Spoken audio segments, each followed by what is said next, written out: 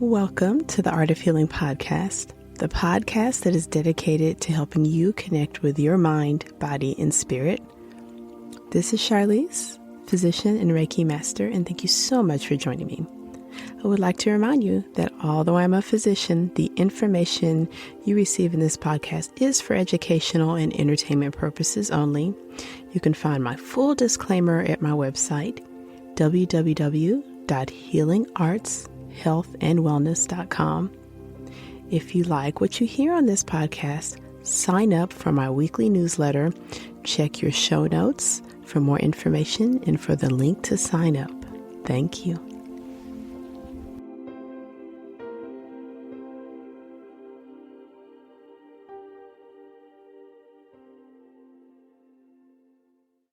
Hello, Art of Healing listeners. This is Charlize. Thank you so much for joining me for today's very special episode. I have recently connected with a very powerful healer who has such an interesting and I think groundbreaking way of working with her clients. So listeners, please meet Brook Belden. She is a mama, she is a mentor, she's a mystic, and she is a human design mentor. She has been helping women heal for over 2 decades and currently focuses her work on the areas of human design and the sacred feminine. She runs workshops, she leads clients one-on-one, and she is also a fellow podcaster, which is so cool. And listeners, I have to tell you all, I had the honor of being a guest recently on her podcast, and I got to learn about the power of human design. And my session with her, it for me meant immediate changes that I made like after we finished some changes I made and some really powerful insights. So I think you all definitely want to have a listen. You actually want to learn everything you can. And listeners, I will make sure you know where to find Brook if you want to work with her. Brook, hello and welcome. Hi, Charlize. Thank you so much for having me. I'm honored to be here. So, Brook, do you mind sharing a little bit about your background with my listeners, if you don't mind? Yeah, sure. It's kind of a tangled background, if you will, but I suppose to make it concise, for the past decade or so, a little bit more, I have been working in interpersonal services. And so basically what that means is I was a therapist for 4 years. And that's where my, I suppose, formal training is in clinical mental health. And then after that, I went more into the wellness field, and I was a wellness coach for 7 years and owned my own business locally, focusing mostly on nutrition. And then after all of that and some success that I had with that, I was completely burnt out physically, emotionally, spiritually. And I quit everything. I just quit. I couldn't anymore. I could not do the work. And especially as an entrepreneur, because I believe that so much of it has to be soul work. And it has to be true, and it has to feel really good for you in order to show up authentically. And that's always been very important to me. And so I couldn't do it. And so I went through a very deep spiritual healing journey myself. And then when I kind of got my head above water again, yes, that's when I discovered human design. And I think I shared this with you on the episode that we did together, and that, when I was getting ready to show up again and to help people in the way that I've always helped people, I was really struggling with how to do it in integrity without causing intentional harm. And what I mean by that is that so many coaches and therapists and helpers we're limited, right? We're limited in what we know. We're limited in what we're able to do and our skills. And so then when we go out to help people, we come from a place of authority and teach skills and facilitate action and all this stuff. But if it's not aligned for your client, you're going to end up creating more lack, more self-doubt, more harm to your client, even though it's unintentional, then you're doing good. And I was like, there has to be something, there has to be a tool in order for me to be able to connect with clients again. I have to be able to find a tool that can really make sure that what I'm helping them with is for them and not just based on what it is that I've studied or what I've done for my own life, because I knew there was a big difference. And that's where I discovered human design. And so now, yes, I work as you can call it a coach or a mentor or a healer or whatever. I don't really care what you call it, but I essentially help women with getting aligned with their soul and healing all of the emotional turmoil that we feel in this society. And I use human design to really help with that process, to make sure that we're aligned really with that client and not just, like I said, what I know. So, listeners, I have a confession. Before Brooke and I actually started taping the episode, I just whined to her for several minutes.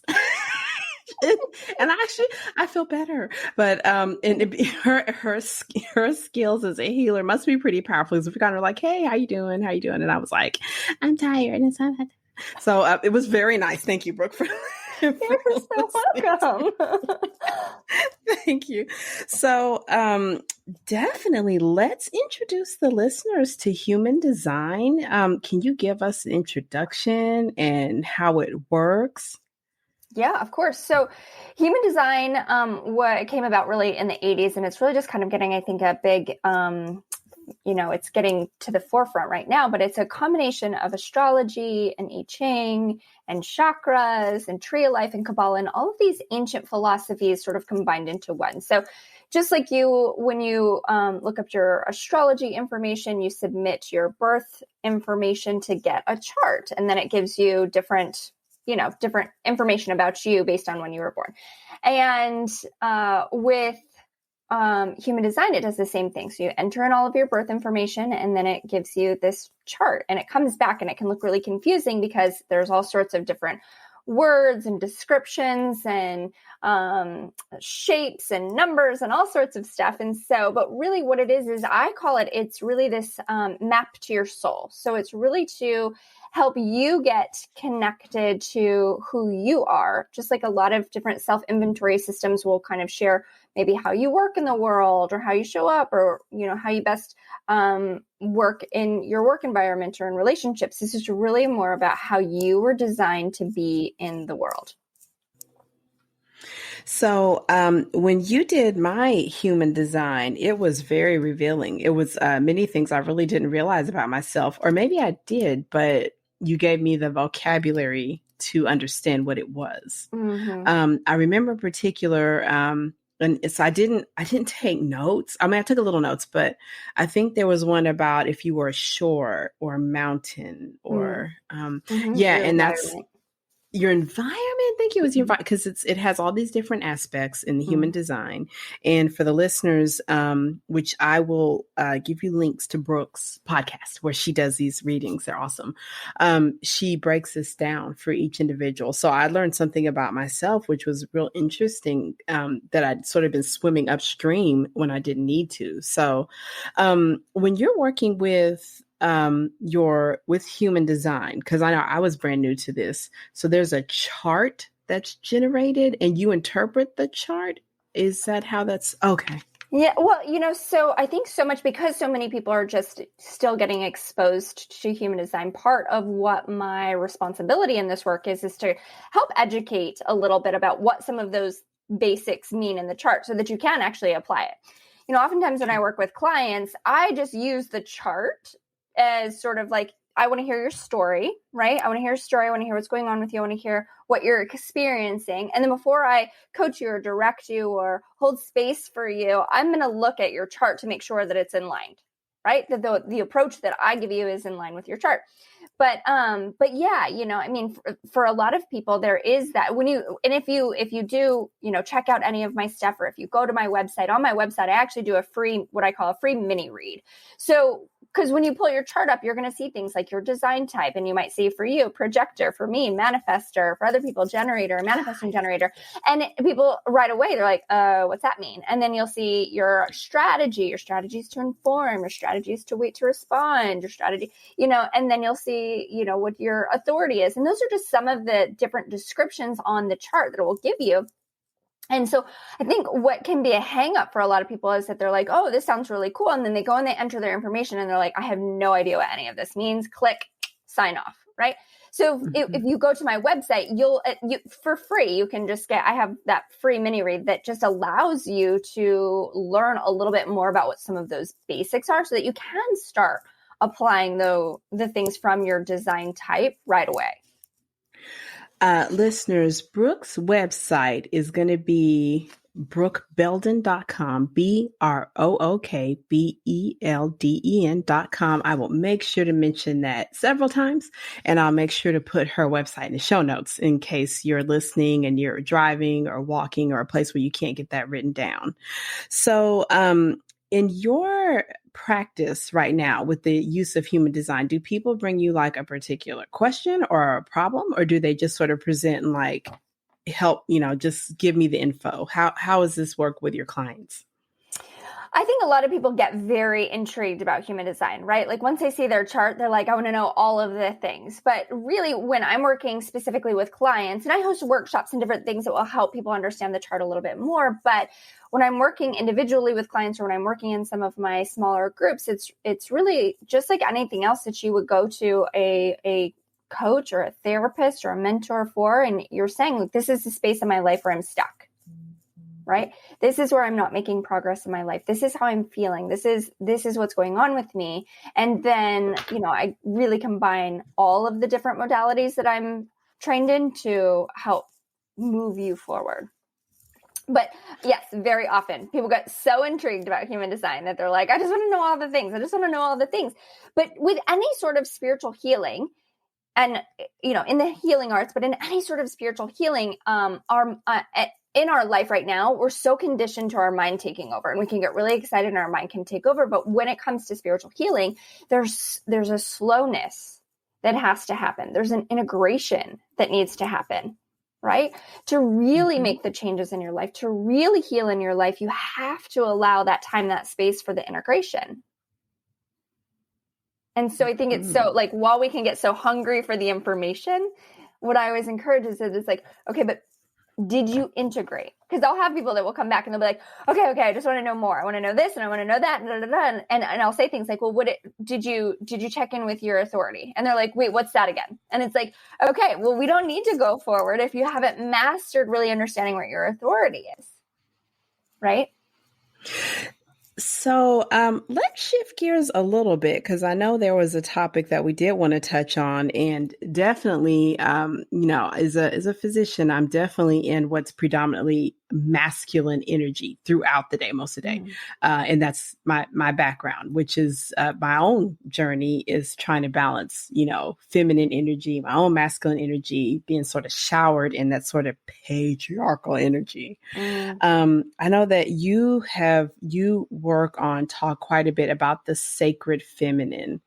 So tell me what that means and what that means to all of us. Yeah. Well, I think the best way that I can describe it is really through my own journey and my own story. I mean, I can give you kind of some facts and some details as to what it is, but I think it's really through my own story. And that's, I was brought up very, I would say, American traditional, right? I mean, I did have a single mom. I did have some other things that aren't, quote unquote, traditional family and stuff. But I was raised to, go to college and get a good job and get married and have the kids and buy the house and do all the things. And I did those things, right? Like a good girl should, quote unquote, right? And I got to a space in my life, like I said, kind of when I was introducing, where I was completely burnt out. And when I just kind of stopped everything, it was the first time in my life that I listened to myself, even though I was going to face a whole lot of external and social repercussions. We really got into a deep financial struggle, and we lost a lot of friends, and I lost a lot of business associates, and I disappointed a lot of people. And that's not something that I would normally do. I was so concerned with making sure that I was, doing the things that other people thought that I should do. And for the first time in my life, I got the message inside that said, you need to leave your business. And I did. And I followed that, and I chose myself for the first time ever over everything else. And when I did that, I went into this deep space where I started to, meditate and to journal and to check in a lot with myself. And I just kept asking myself questions, and I kept digging, like, what is this? What is this like thing inside of me that keeps talking and telling me what to do? And how come I'm listening to it, even though my world outside me is falling apart and burning down? Like, what is happening here? And, but I just kept going, and even telling my husband, I was like, I don't know. I'm sorry. Our world is crumbling, and I just have to keep going in this direction. It's like, I'm sorry for the apocalypse. Okay. I'm creating, I know it. And I'm so sorry. But this is just the way. This is the way. And it was so bad, right? It was so bad. And so through that process, I just kept asking myself questions, and believing the answer, right? Like, I would get an answer and I would finally believe it. And I learned the discernment between my ego and my spirit, right? Mm-hmm. The voices in your head between your ego and your spirit or your soul. Mm-hmm. Mm-hmm. And as I was asking myself all of these questions, I was seeing so clearly how everything in my life was adding up. How the reason why I was constantly afraid of disappointing people, and the reason why I was so overcome by rejection, and the reason why I was experiencing mom guilt, and the reason why I grew up with body shame issues, and the reason why, on and on and on and on, all of the things that women experience on a day-to-day basis in our society. And then we walk around with smiles on our faces, but deep down, we are carrying an overwhelming amount of fear, shame, loneliness, guilt, anxiety, and we just keep it to ourselves, right? Wow. And so it was so clear all of a sudden. Why? Because in the sacred, as a sacred being, that's not a part of how we're meant to feel, right? Mm-hmm. As a sacred being, we're made up of love.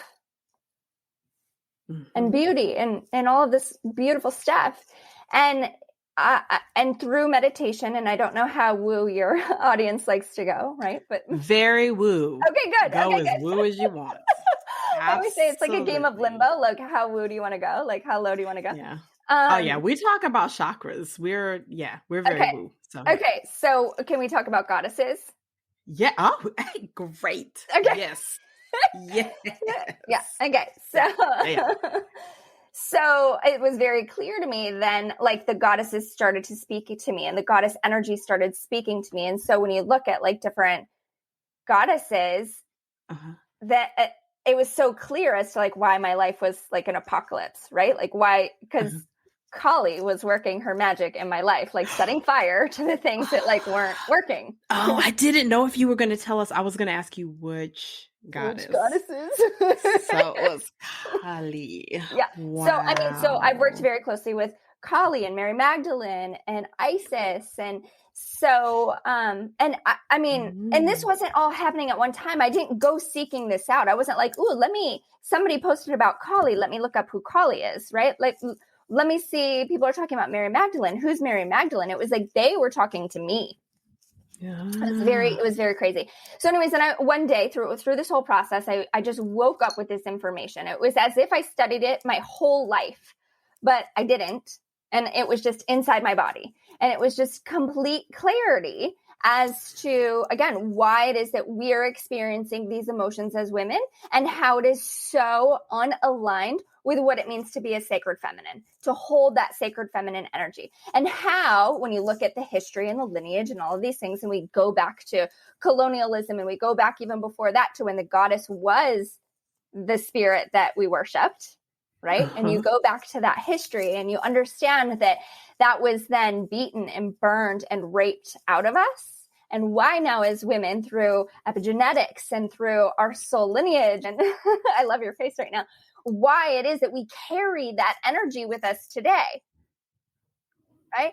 Why it is that we have now, as women, now that we're fighting for equal rights and things like that, and, the feminist era of the 70s and all of that, why it actually isn't getting us further along, because all we were doing was trying to keep up with men in a man's world, in a patriarchal society. Yeah. Yeah. So, and yeah, for the listeners, of course, Brooke and I are connected by video. I know you guys are just listening, but is she saying this? And again, I've already stated she is a powerful healer. I am reading a book. It's actually a business coaching book I've been reading. I think it's called Chillpreneur. And I recently learned this term in the book, which is a witch's wound. And you just describe it, which apparently, and I'm sorry, listeners, I can't find the book right now, but I'll put the reference in the show notes and all that. Denise? Does she? I think so. Yeah, Chillpreneur. yeah. I think it is. Yeah. Yep. Okay. I think that's what it is. So yeah. Okay.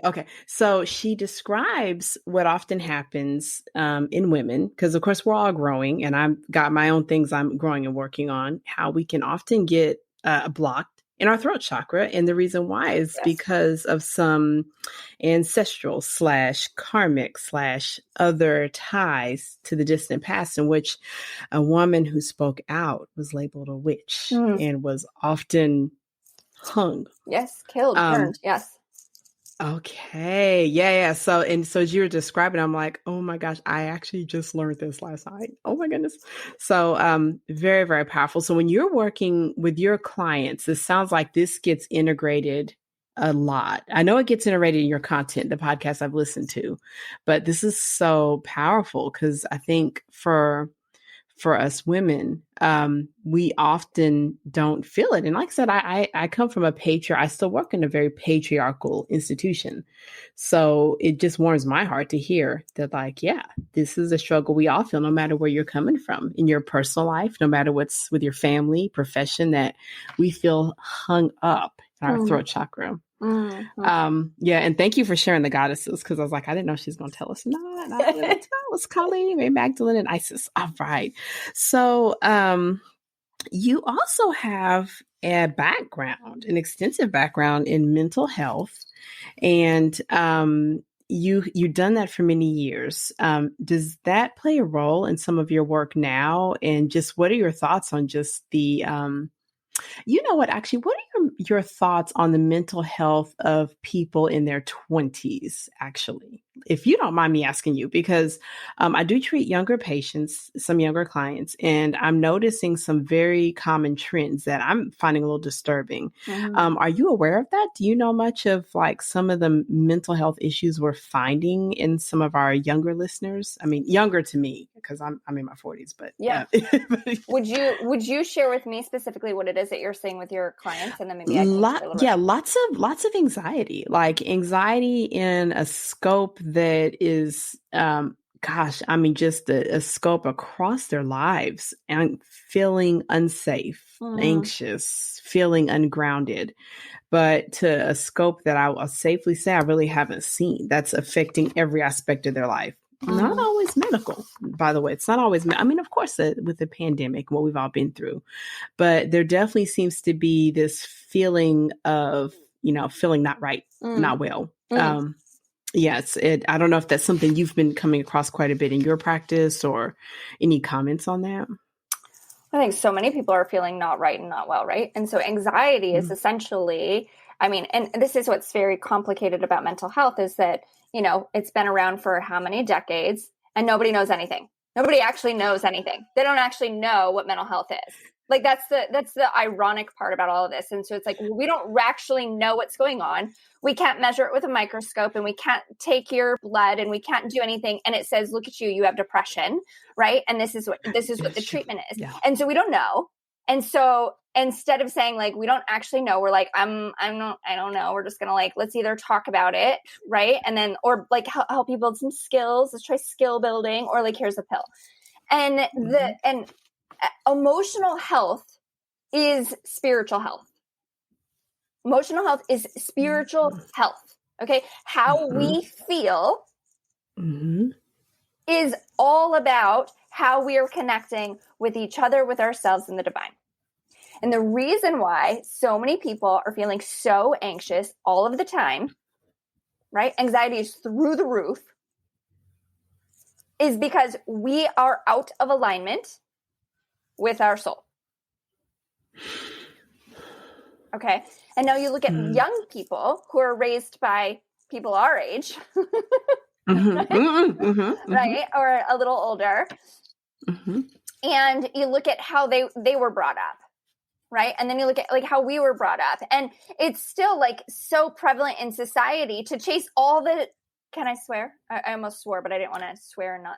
Oh yeah, you can swear. Oh yeah. I was like, oh, and then I didn't know. But to chase, like in society, it is still so prevalent to chase all the shit that doesn't matter. Everybody is still chasing all the things that don't matter, right? They think that like the money and the big cars and the bigger house and the this and the that is, then we're alive. We've made it, right? And so it's like if you have been raised and it's just going to get worse until people say, whoa, until they wake up, until they have this spiritual awakening, until they actually get reconnected with their soul. And I don't mean that everybody has to have a spiritual awakening or whatever, like, but you do need to figure out who you are and go do that. And until you can shut off the whole world and go do that and go do you and be you and feel good about it, then you're going to feel anxious.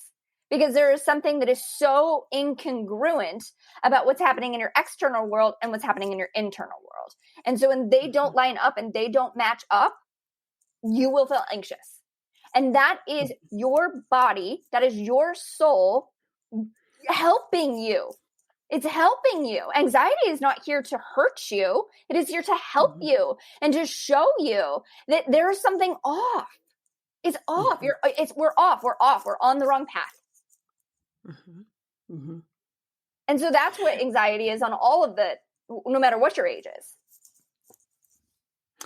That was a very, very powerful description. You actually voiced something that I've been wanting to say quite a bit. And I'd love to say even during my practice that when we have those feelings, it's not a threat. It's not the enemy. It's definitely a sign. It's just making room for like how you're going to listen, how you're going to act. And it doesn't mean that something super drastic has to happen. You don't have to have an apocalypse right then.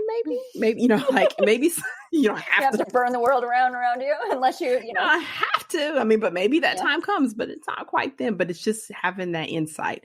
So Brook, tell us what you have going on. Please share with the listeners how they can connect with you, how they can find you. What are you offering? If you have anything really big going on right now, if you don't mind. Yeah, sure.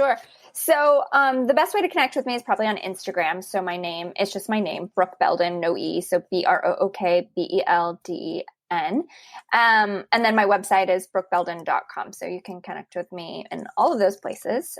In terms of offerings, I do a lot of local offerings. And so I'm located in Raleigh, North Carolina, and I love, real in-person connections. And so I do a lot of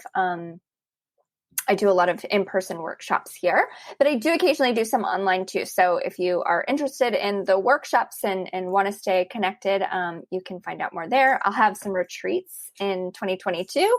And then I also do one-on-one mentoring and coaching, and that can be virtual or local. Okay. So definitely. So the listeners got that. If you're interested in working with Brook for Human Design, she does virtual work. I just want to emphasize that, Brook, because we got listeners all over the world. Yes. And I have a feeling there's going to be some who are wanting to connect and learn more. And as always, listeners, I will make sure in the show notes of whatever platform you're listening, you'll be able to find Brook's information. Any closing words for us, Brook? This was so powerful. Oh my gosh. Any closing words for us? No, I don't think so. I mean, I could talk about this stuff all day. So I just want to say thank you for having me and allowing me to connect with your audience. Brook, thank you so much for joining me. Art of Listening Healer podcast listeners, thank you all so much for your time. I always appreciate it. I think this was an amazing show. I've been blessed to have such an amazing guest today. As you're listening, if you feel so moved, I certainly would not mind if you wouldn't mind leaving a little bit of a comment or giving a rating. That really helps, especially for a smaller podcaster like me. Thank you so much, listeners, and I'll talk to you guys next week. Bye-bye.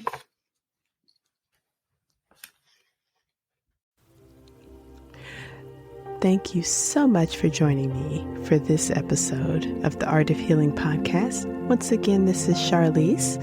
You can find out more about me at www.healingartshealthandwellness.com. Did you know I have a blog as well as online courses? Check your show notes to sign up for more information about healing arts, health, and wellness. Thank you. Please feel free to share this episode with your friends, family, and loved ones.